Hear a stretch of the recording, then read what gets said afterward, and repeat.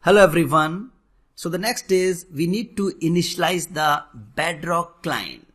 So we are sitting on Visual Studio Code and we want to interact with the Bedrock service of the AWS account.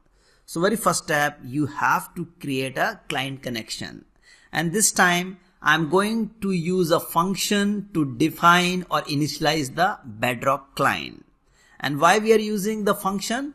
Because that function we are going to use when we invoke a model, that is the foundation model. So let me create a function. So the keyword for function is def, and after that just give a name of your function. I'm giving initialize underscore bedrock underscore client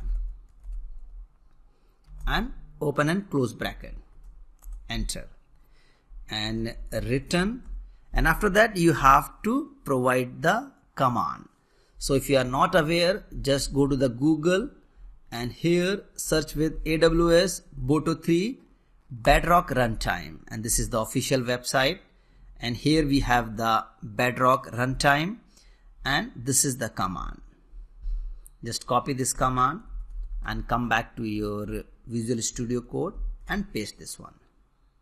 So the purpose of this function is to initialize and returns an AWS Bedrock client using Boto3.client method.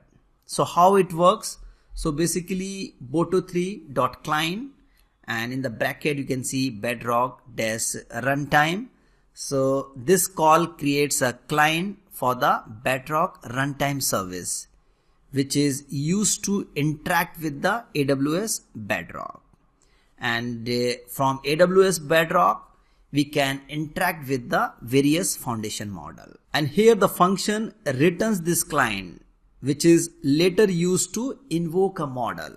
So when I'm going to invoke the Bedrock model, so there I'm going to use this function, that is initialize underscore bedrock underscore client.